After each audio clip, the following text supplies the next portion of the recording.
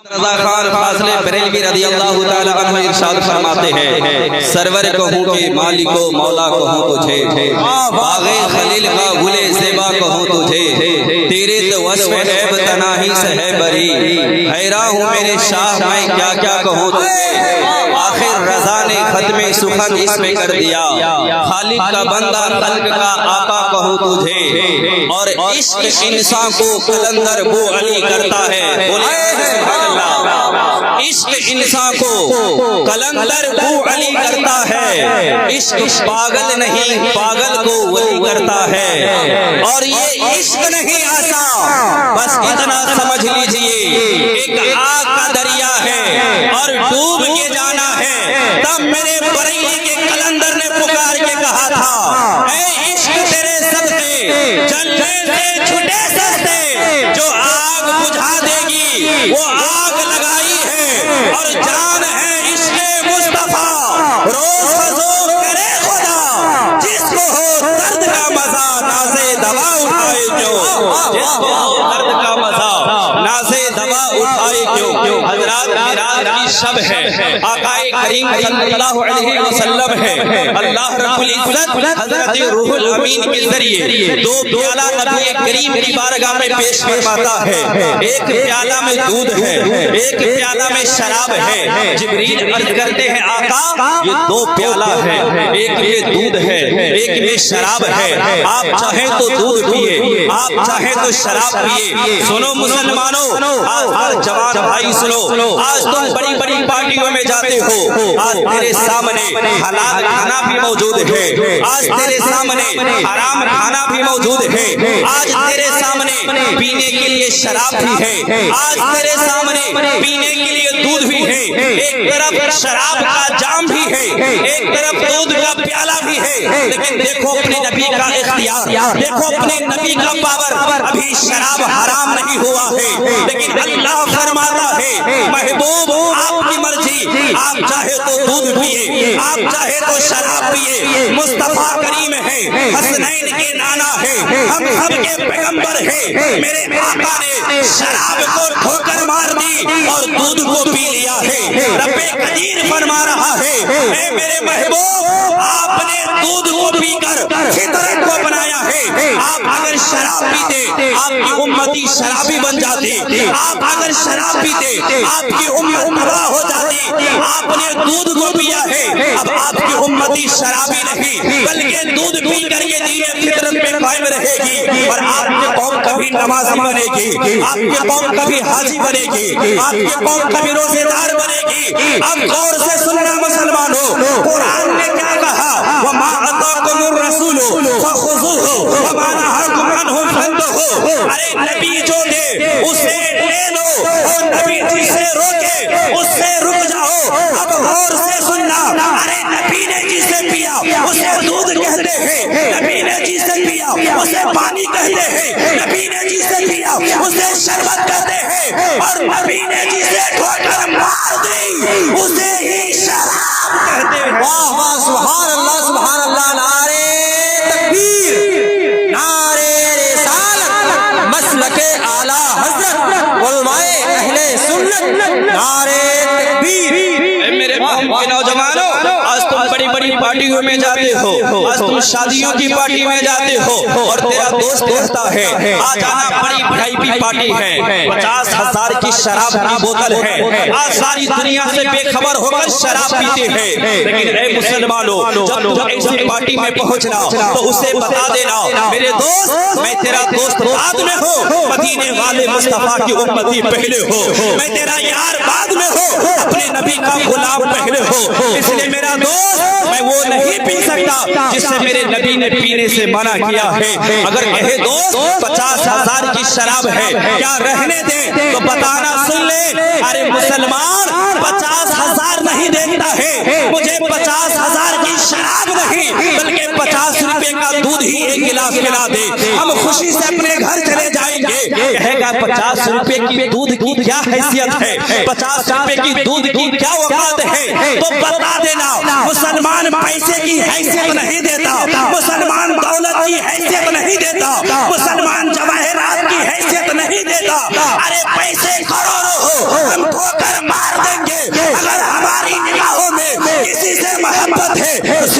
मुस्तफा से मोहब्बत है, सुन्नत मुस्तफा से मोहब्बत है। मेरे नबी ने शराब को छोड़ा है, हम जान तो दे सकते हैं लेकिन शराब के प्याले में अपने लब से नहीं लगा सकते। लेकिन अगर कोई नारे रिसालत मसलके आला हजरत उलमाए अहले सुन्नत हजरत अल्लामा सिराजुद्दीन हरकुल्ला दोस्त शराब पीने में कौन सा मामला हो जाता है, शराब पीने से क्या हो जाता है, तो बता देना प्यारे मुसलमानों। जब एक इंसान शराब पी लेता है, बाप को गालियां देता है, माँ को गालियां देता है, बीवी को मारता है, बच्चों को मारता है, अल्लाह अकबर। एक आदमी है जब शराब पी लेता है, जमाने का सबसे बड़ा जालिम इंसान बन जाता है। वो बाप को मार रहा है, बेटी को मार रहा है, बीवी को मार रहा है, वो भूल जाता है कि मेरी माँ कौन है, मेरा बाप कौन है, मेरा भाई कौन है, मेरा छोटा कौन है, मेरा बड़ा कौन है। कहे दोस्त अगर शराब में इतनी बुराई है तो बताना क्या चाहते हो।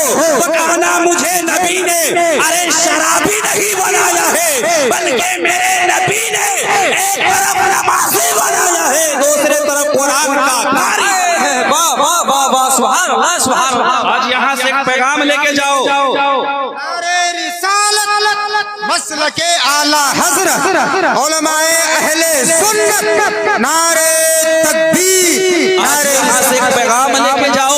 आज कॉलेज की दुनिया है, आज सोशल मीडिया का दुनिया है, आज लोग कॉलेज की दुनिया है, आज लड़कियां भी शराब पी रही है, आज लड़के भी शराब पी रहे हैं, शादियों की पार्टी है, मर्द भी शराब पी रहा है, औरतें भी शराब पी रही है। और ये यहूदियों की साजिश है, टीवी के स्क्रीन पर अपने बीवी के साथ बैठकर शराब पीकर दिखाते हैं, देख मैं दुनिया का वीआईपी आदमी हूँ, मैं शराब पीता हूँ तू भी शराब पी ले, देख मैं अपने गर्लफ्रेंड के साथ शराब पीता हूँ तू भी शराब पी ले। क्योंकि वो चाहता है पूरी दुनिया के मुसलमान शराबी बन जाए, पूरी दुनिया के मुसलमान जुआरी बन जाए, मुसलमान बेहया बन जाए। यही वजह है कि आज आईपीएल का मैदान हो या दुनिया की बड़ी से बड़ी रंगीन पार्टियां हो, वहाँ शराब का नशा पिलाया जाता है। लेकिन आज जब अल्लाह वाले आते हैं, ये उलमा आते हैं, आज अल्लामा अताउर रहमान ने शराब की पार्टियां नहीं सजाई है, पार्टियां तो सजी है लेकिन इश्क़ मुस्तफा की पार्टियां सजी है। आप कहोगे मौलाना अताउर रहमान इश्क़ मुस्तफा की पार्टियों में होता क्या है?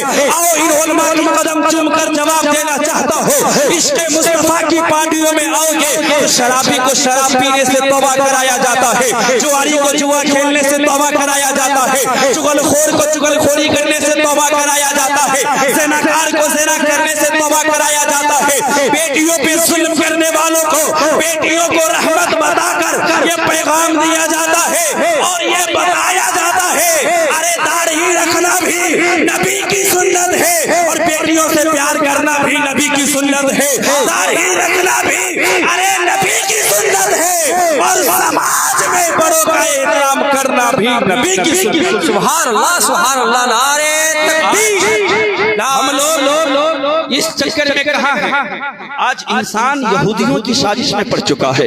यहूदी चाहता है हम कुरान के करीब न जाए, यहूदी चाहता है हम हदीस के करीब न जाए। आज मुसलमान कुरान नहीं पढ़ता और यहूदी ये जहन दे रहा है कि कुरान पढ़ना हर मुसलमान के लिए जरूरी नहीं है, सीरत फातिमा पढ़ना हर औरत के लिए जरूरी नहीं है।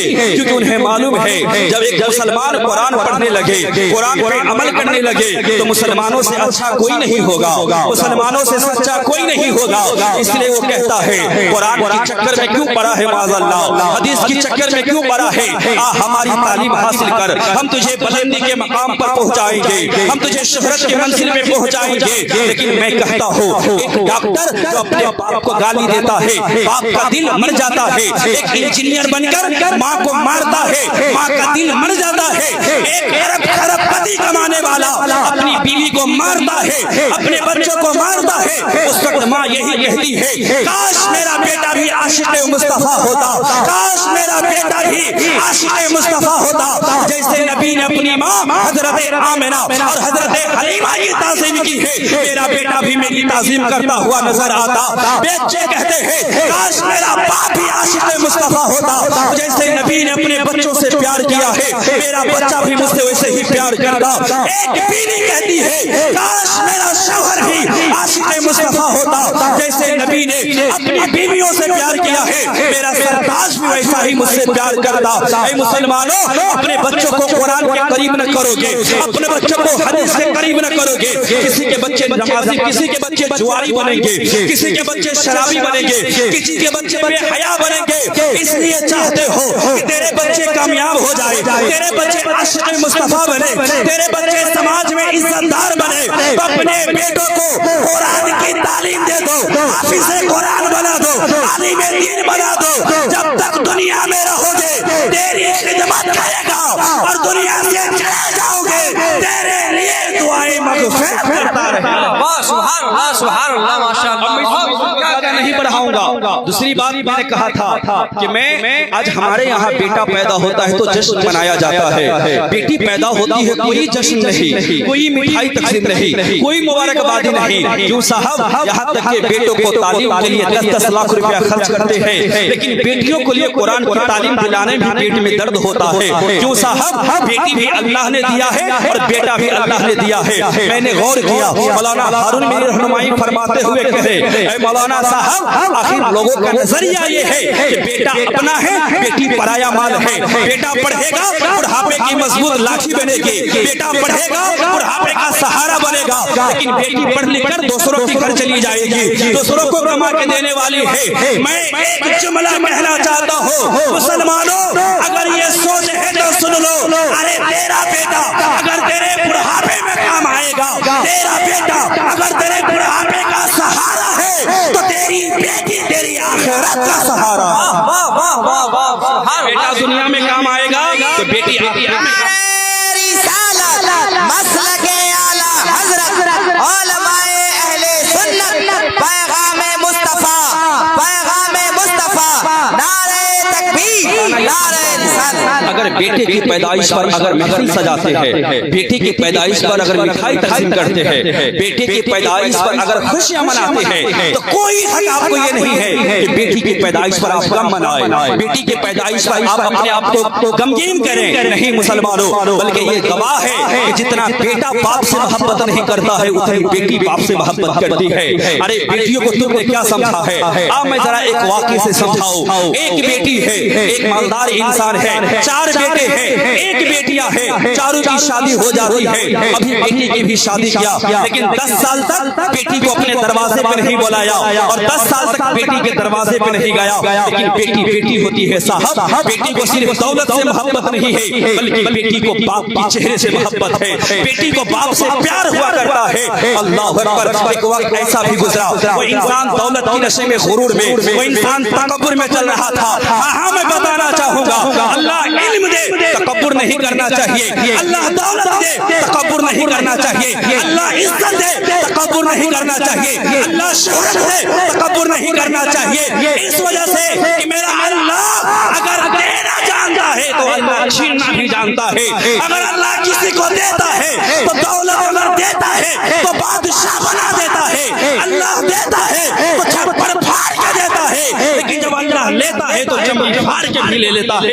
इसलिए साहब तकब्बुर नहीं करनी चाहिए। वो दौलत की नशे में तकब्बुर करता था, लेकिन वक्त गुजरा, वो बीमार पड़ा, डॉक्टर से चेकअप कराया। डॉक्टर साहब देखिए मेरे अंदर कौन सी कमी है, देखा उनका गुर्दा खराब है। कहा इंसान तेरा गुर्दा खराब है, कहा जितनी रकम चाहे ले लीजिए, लेकिन मेरी जिंदगी को बचा लीजिए, मेरी जिंदगी को दोबारा बहाल कर दीजिए। उन्होंने कहा इंसान अब तेरे पैसे के और मोल के गुर्दा से काम नहीं चलेगा, अब कोई अपना खून गुर्दा देगा तो तेरी जिंदगी बचेगी। लेकिन वो था दौलतमंद, दौलत की नशे में कह रहा था मेरे पास 4 बेटे हैं, कोई बात नहीं, जिस बेटे से कह दूं अपना गुर्दा निकाल के देगा। अल्लाह अकबर। जाकर पहले बेटा से कहता है बेटा मेरी तबीयत खराब है और डॉक्टर का फैसला है अगर तूने गुर्दा नहीं दिया तो मेरी जिंदगी खराब हो जाएगी। तब उस समय में पहला बेटा कहा मुझे शर्म नहीं आती कि बुढ़ापे में अपनी जिंदगी तो खराब कर लिया है और अपनी बेटी की जवानी भी खराब करना चाहता है। ओ बेटों पे इलाज करने वालों गौर से सुनो,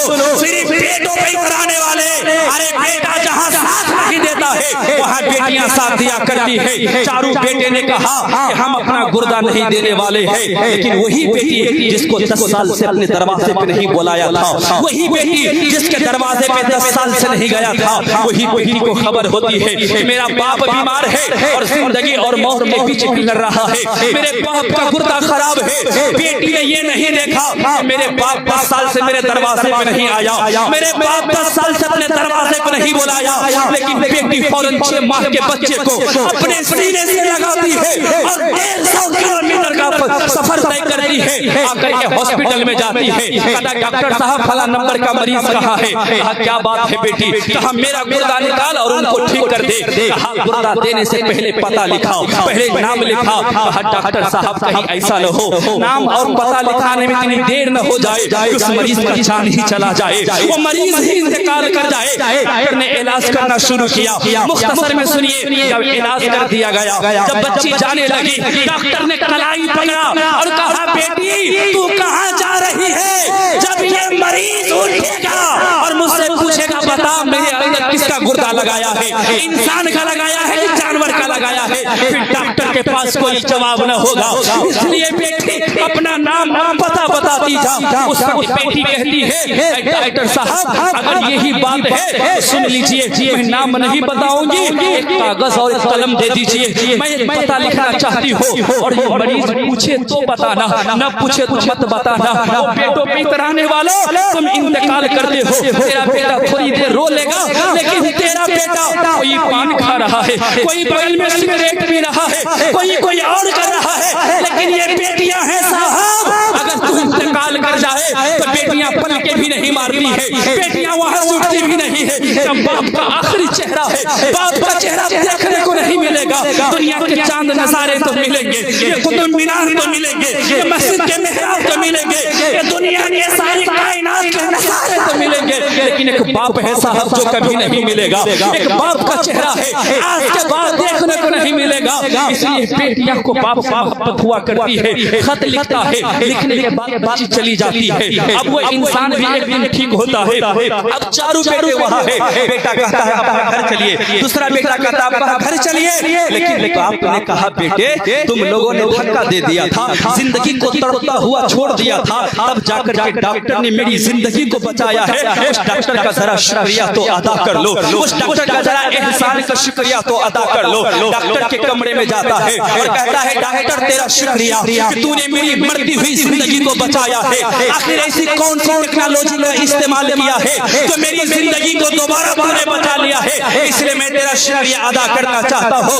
तब डॉक्टर ने कहा था ऐ नादान इंसान, अरे शुक्रिया अदा करना है तो मेरा ना शुक्रिया अदा कर, शुक्रिया अदा करना है तो उस बेटी का शुक्रिया अदा कर जिन्होंने गुर्दा दे के ही जान को बचाया है। कहा वो बेटी कौन है, वो कहाँ से आई है? कहा मुझे नहीं मालूम है, अपना गुर्दा तो दे दी है लेकिन अपना नाम तक नहीं बताई है। अब बाप के पैर के नीचे से जमीन खिसक जाता है। अल्लाह अकबर कबीरा, कौन सी बेटी है जिन्होंने अपना गुर्दा दिया है लेकिन अपना नाम तक नहीं बताया है? मैंने दौलत और बेटों के नाम किया था, बेटियों को कुछ नहीं दिया था, लेकिन वो बेटियां ने इतना एहसान किया है। डॉक्टर ने कहा खत है, तुझे चाहिए तो बोलो जल्दी से दो यार। बस मेरा खत सुन लीजिए, अपनी तकरीर खत्म करता हूँ, मैं अपनी जगह लेता हूँ, खत सुन लीजिए। और सुनाने का मकसद यही है, वो बेटियों से नफरत करने वालों, बेटियों की पैदा होने पर बीवियों को मारने वालों, वो बेटियों की पैदा होने पर अपने बीवियों को डांट और अपनी बीवियों को न जाने कैसी कैसी ताना देने वालों,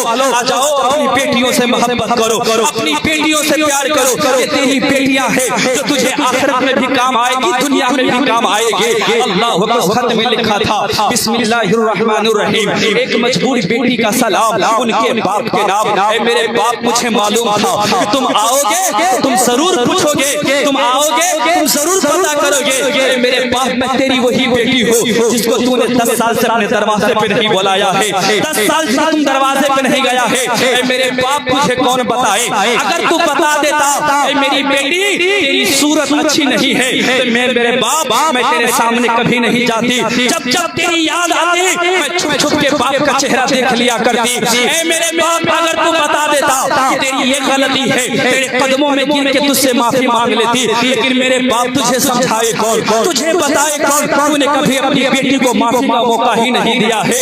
ऐ मेरे बाप, तुझसे कौन समझाए? जब ईद का चांद निकलता है, जमाना छत पे चढ़ता है, ये देखने के लिए चांद निकला है, कल ईद की नमाज अदा करनी है, कल ईद की खुशियां मनाना है, लेकिन तेरी बेटी 10 साल से दरवाजे पे आके खड़ी है। काश मेरा बाप इस साल आ जाएगा और अपनी बेटी के पास आएगा। काश मेरा बाप इस साल आएगा। वो प्यारे जवानों, माजरत के साथ कहना चाहूंगा, आज नए कपड़े पहनने के बाद, आज 2 रकात नमाज पढ़ने के बाद, आज कुछ मिठाई खाने के बाद हम समझते हैं हमारी ईद हो गई, बाप समझता है हमारी ईद हो गई, लेकिन एक बेटी की ईद उस वक्त तक नहीं होती है जब तक बाप का चेहरा नहीं देख लेती है। एक बहन की ईद उस वक्त तक नहीं होती है जब तक भाई का चेहरा नहीं देख लेती है। आज हम ये समझते हैं बाप इंतकाल कर गया, अब नैहर में क्या है, अब बाप इंतकाल कर गया, अब नैहर में पूछेगा कौन? और मेरे भाई भी कहते हैं अब बाप इंतकाल कर गया, बहनों की जिम्मेदारी नहीं है। नहीं मेरे प्यारे भाई, बहन के घर जाना, बहन से कहना, ऐ मेरी बहन, अरे जब तक तेरा बाप जिंदा था तू घर में शान और शौकत से आती थी, घर में जो मन आता था वही करती थी, लेकिन ऐ मेरी बहन, आज के बाद ये मत समझना जब तेरे बाप दुनिया में नहीं है, अब तुझे कोई पूछने वाला नहीं है, अब तेरा कोई दर्द सुनने वाला नहीं है, अब तुझे कोई सहारा देने वाला नहीं है। ऐ मेरी बहन, कल भी तू मेरे घर में आया करती थी और अब भी आना। अरे पहले बाप का प्यार मिला करता था और मेरे जानिब से भाई का प्यार मिला करता था, आज के बाद आओगे तो बाप का भी प्यार मैं ही दिया करूंगा और भाई का भी प्यार मैं ही दिया करूंगा। ऐ मेरे बहनों और मेरे भाइयों, अंदर गौर करो जरा, अपने अंदर झांको जरा और अपने बहनों से रिश्ता मजबूत करो, अपने बहनों के अपने दरवाजे पे बुलाओ। अल्लाह, वो बेटी कहती मेरे बाप तुझे मालूम नहीं है, मुझे तेरे दौलत से प्यार नहीं है, तेरी बेटी को तेरे चेहरे से प्यार है, तेरी बेटी को तेरी खून से प्यार है, तेरी बेटी का रिश्ता तेरे अंदर खूनी रिश्ता है। अल्लाह कबीरा, ऐ मेरे बाप भी अपनी बेटियों को याद कर लिया करना, लेकिन ऐ मेरे बाप जैसे ही मुझे मालूम चला कि मेरे बाप की तबीयत खराब है, मेरे बाप जिंदगी और मौत के बीच में है, मैंने ये नहीं देखा कि 10 साल से मेरे बाप ने मुझे नहीं बुलाया है, 10 साल से मेरे बाप ने मेरे दरवाजे पर नहीं आया है, जैसे ही मेरे भाइयों ने इनकार किया है, मेरे सीने में एक बेटी का दिल है और बेटी के दिल कभी बर्दाश्त ही नहीं कर सकता है कि बाप किसी मुसीबत में घिरा हो, बाप किसी परेशानी में घिरा हो। इसलिए मेरे बाप जैसे ही मुझे पता चला, मैंने अपने 6 माह के बच्चे को सीने से लगाया और मैं दौड़ते दौड़ते मैं फौरन सफर तय की, आकर के मैंने अपना गुर्दा तेरे हवाले कर दिया। लेकिन मेरे बाप एहसान नहीं जता रही हो, ऐ मेरे बाप मैं तुझ पर कोई एहसान नहीं जता रही हो, तूने बड़ी बड़ी दौलत अपने बेटों के नाम कर दिया, तूने बड़ी बड़ी जायदाद अपने बेटों के नाम किया, लेकिन बेटी को एक जायदाद भी नहीं दिया, दौलत का थोड़ा सा हिस्सा भी नहीं दिया।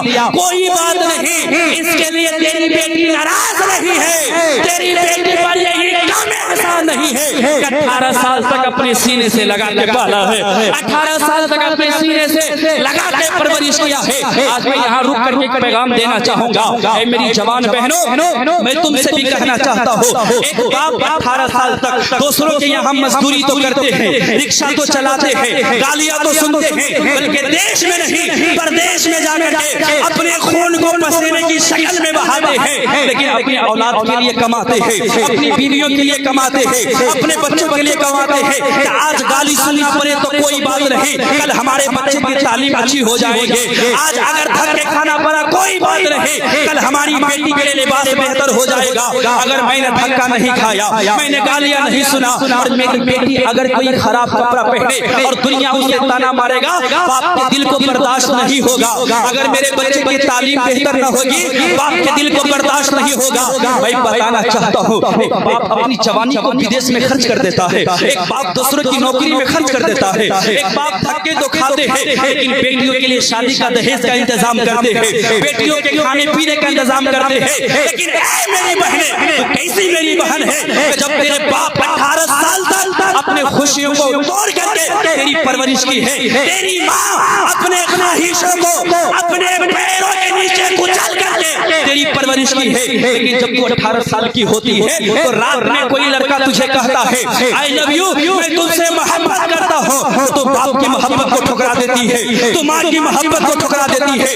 मैं पूछना चाहता हूँ मेरी इस्लामी बहनें, ऐसी कौन सी मोहब्बत उस लड़का ने दे दिया है तेरे बाप ने नहीं दिया था? आखिर ऐसी कौन सी मोहब्बत उस लड़का ने दिया है जो तेरी माँ ने नहीं दिया था? मैं कहना चाहूंगा, फकीर कादरी बताना चाहेगा ये मोहब्बत झूठी है, ये वफा झूठी है। इस वजह से अगर कोई लड़का रात के 12 बजे कहता है मैं तुझसे प्यार करता हूँ, मैं तुझे शहरों में घुमाऊंगा, मैं तुझे बिल्डिंगों में रखूंगा, मैं तुझे गाड़ियां खरीद कर दूंगा, मैं तुझे ज़ेवरात खरीद कर दूंगा, ये झूठा है, ये मक्कार है। इसे उस वक्त तक मोहब्बत है जब तक तेरे जिस्म के करीब नहीं हुआ है, जब तक तेरे जिस्म से लज्जत नहीं उठाया है। और जिस दिन ये नौजवान ये लुच्चा लफंगा तेरे जिस्म से फायदा उठा लेगा, उस दिन तेरे तरफ मुड़कर देखने वाला नहीं है, तेरे तरफ कभी देखने वाला नहीं है। इसलिए मेरी बहनें, सबसे सच्ची मोहब्बत अगर तुझसे कोई करता है तो तेरा बूढ़ा बाप की शक्ल में है। अगर सबसे सच्ची मोहब्बत कोई करने वाली है तो तेरी माँ की शक्ल में है। इसलिए अपने बाप के सर के इमामा को मत नीचे गिरने देना, अपने भाई को घर से भाग करके अपने भाई को घर से न निकालने पर मजबूर मत करना। एक बहन भागती है, भाई शर्म से घर से नहीं निकल सकता है। एक बाप की जिंदगी इज्जत कमाई है लेकिन शर्म की इज्जत तार तार हो जाती है। इसलिए मेरी बहनें, अपने बाप की मोहब्बत, अपने बाप की इज्जत का ख्याल करना, अपनी माँ की इज्जत का ख्याल करना, अपने भाई की इज्जत का ख्याल करना, अपने खानदान की इज्जत का ख्याल करना। और कभी भी किसी लड़के से मोहब्बत मत करना, कभी से अपने जिस्म का सौदा मत करना, अपने आबरू का सौदा मत करना। इसलिए कि रात के 12 बजे कोई ये कहे तो बहुत बड़ा झूठा है। अगर वो सच्चा है तो उसे कहना सुनो, अगर तू सच्ची मुझसे मोहब्बत है तो पहले अपने माँ बाप से कह के मेरा हाथ मांग लो, मेरे दरवाजे पे आकर के मुझसे निकाह कर लो। अरे एक बार तुम निकाह करोगे और अपने जिस्म को सारी जिंदगी तेरे हवाले कर दो। इसलिए जरूरी है। और आज क्या है, थोड़ी सी माजरत हमारे अंदर भी कमी है कि हमने अपनी बेटियों को तरबियत नहीं किया। बाप कभी बेटी के सर पे हाथ रख के ये नहीं कहे कि मेरी बेटी मेरी शहजादी तू मेरे सर की इज्जत है, मेरे इमामे की इज्जत है। मेरी बेटी अगर तू सही से नहीं संभलेगी तेरे बाप का समाज में कोई वकार नहीं होगा। इसलिए बेटी अगर कोई पसंद आ जाए अपने बाप से कहो, अगर कोई ख्वाहिश हो अपने बाप से कहो। एक चूड़ी लेती हो तो माँ से कहती हो, एक कपड़ा खरीदती हो तो माँ से कहती हो, एक दुपट्टा खरीदती हो तो माँ से कहती हो। लेकिन जिंदगी का इतना बड़ा मकसद, जिंदगी का हमसफर, जिंदगी का सरताज, जिंदगी का शोहरे नामदार अगर ये तलाश करती हो तो माँ से क्यों नहीं कह सकती हो, अपने बाप से क्यों नहीं कह सकती हो? ऐ मेरी बहन, अपने जिस्म का सौदा न करो। ऐ मेरी बहन, अपने आबरू का सौदा मत करो। ऐ मेरी बहन, अपने वकार का सौदा मत करो। जवानों आप भी सुन लो, शादियों में जाते हो तो हम नजरें दौड़ाते हैं, खाना मेहमान में लड़कियां आई है। मैं कहता हूँ शादी भी मुसलमान की, महफिल भी मुसलमान की, आने वाली मुस्लिम औरत और नजर आने वाले मुस्लिम लड़का। फिर बताओ अपने बहन के साथ कैसे कदम उठाते हो? और मैं बताना चाहता हूँ, अरे बेटी किसी की नहीं होती है, बेटी समाज की होती है, बेटी कौम की होती है। ये मत कहना ये साहब हिंदू की बेटी है, ये मुस्लिम की बेटी है, ये सिख की बेटी है, ये ईसाई की बेटी है। अरे बेटी किसी की हो, एक बेटी की आबरू सलामत है, समाज में आबरू सलामत है। एक बेटी की वकार सलामत है, समाज में वकार सलामत है। एक बेटी की इज्जत सलामत है, समाज की इज्जत सलामत है। इसलिए कोई हिंदू की बेटी पे नजर रखे, कोई सिख की बेटी पे नजर रखे, कोई ईसाई की बेटी पे नजर रखे तो तुम नबी के दीवाने हो। आगे बढ़ के उसकी आबरू की हिफाजत करना, उसकी इज्जत की हिफाजत करना और कहे तू तो मुसलमान है, तू तो नबी का कलमा पढ़ने वाला है, मैं हिंदू की बेटी हूँ, मेरी इज्जत की हिफाजत क्यों करता है? तो उसे बता देना, ए मेरी बहन, ये मेरे नबी की तालीम है। हम धर्म बाद में देखते हैं, नबी की सुन्नत को पहले ये चीज करना मैं चाहता हूं। इसलिए मेरे प्यारे मेरी बहनें खास तौर से आज बुरा माहौल हो रहा है कि एक बाप न जाने कितने ख्वाहिश कितने अरमान के साथ बेटी को जवान करता है और बेटियां घर छोड़ के भाग जाती है, माँ की इज्जत को नीलाम कर देती है। मेरी बहनें, अगर कोई लड़का अगर कोई गुलाब के फूल की खुशबू तेरी जिंदगी में पसंद आ जाए तो उस खुशबू को सूंघने से पहले माँ को कहना, उस खुशबू को सूंघने से पहले बाप को कहना, उस चांद की रोशनी में जाने से पहले अपने घर वालों को कहना। जरा उसी वाक़ये पे आओ, उस बेटी ने क्या कहा, मेरे बाप आपने मुझे दौलत नहीं दिया कोई बात नहीं, लेकिन 18 साल तक अपने सीने से लगा के तो पाला है। मेरे बाप पता नहीं जिंदगी की कब शाम हो जाए, कब इंतकाल कर जाओ और 10 साल से मेरे दरवाजे पे नहीं आए हो। जब तेरी बेटी इंतकाल कर जाएगी और तुम मेरे दरवाजे पे नहीं आओगे तो मेरी पड़ोस ताना दिया करेंगे, रिश्तेदार ताना दिया करेंगे। हाँ साहब, आज ये भी हो रहा है, अगर समाज में किसी बेटी के दरवाजे पे बाप न जाए तो पड़ोसी ताना दिया करते हैं, ये बदनसीब है बाप भी दरवाजे पे नहीं आता है, ये बदनसीब है भाई भी दरवाजे पे नहीं आता है। मिठाई लेके न जाना, पैसे लेके न जाना, कम से कम खाली जान ही बहनों के दरवाजे पे जाना, बेटी के दरवाजे पे जाना। उस बेटी ने कहा, ए मेरे बाप मैं इंतकाल कर जाऊं, पता नहीं कौन आएगा कौन नहीं आएगा, अगर मेरा जनाजे में तुम नहीं आओगे जमाना मुझे बदनसीब कहेगा, जमाना मुझे कम नसीब कहेगा। इसलिए मेरे बाप जैसे ही मैं इंतकाल कर जाऊं और अगर इस मुर्दे का तुझे ख्याल है, अगर इससे तुम राजी हो तो मेरे बाप तुम मेरे जनाजे में आना और सबसे पहले मेरे जनाजे का कांधा लगाना, ताकि दुनिया देखे तो दुनिया ये न कहे कि बदनसीब का जनाजा जा रहा है, बल्कि दुनिया देखे तो ये कहे बदनसीब नहीं बल्कि खुश नसीब का जनाजा। इसलिए मैं चाहता हूं आप सिर्फ तकरीर न सुने, 1000 दवाई अगर लिखा ले और न खाएं अमल न करे तो कोई फायदा नहीं है। 1000 उलमा से तकरीर सुने, अमल नहीं करेंगे आपकी जिंदगी में कोई फर्क नहीं आने वाला है। एक ही तकरीर सुने और अमल करने की कोशिश करें। मेरे नबी ने बेटियों से प्यार किया है, आप भी बेटियों से प्यार करें, बहनों से मोहब्बत करें, माओ की कदर करें, बाप की इज्जत करें, माँ बाप का एहतराम करें, अपने आलिम दीन का एहतराम करें और जो हमारे उलमा जो हमारे आलिम दीन बताते हैं उन बातों पे अमल करने की कोशिश करें। अल्लाह की इज्जत की कसम, अगर आप मुस्तफा के फरामीन पे अमल करेंगे, मुस्तफा के फरमान पे अमल करेंगे, आपकी दुनिया भी आबाद रहेगी, आपके मरने के बाद आखिरत भी आबाद रहेगी। इन्हीं चंद बातों के साथ मैं अपनी गुफ्तगू खत्म करता हूँ। अगर मुझसे बोलने में कोई लफ्ज़ कोई खामी हो, अल्लाह की बारगाह में तौबा करता हूँ, अल्लाह हमारी खताओं को माफ फरमाए और आप हज़रात सबसे पहले मुझे बाद में सुनने वालों को अमल करने की तौफीक अता फरमाए। अल्लाह इन उलमा की लंबी सेहत वाली उम्र अता फरमाए। व आखिरु दावाना अनिल हम्दुलिल्लाहि रब्बिल आलमीन। अस्सलामु अलैकुम।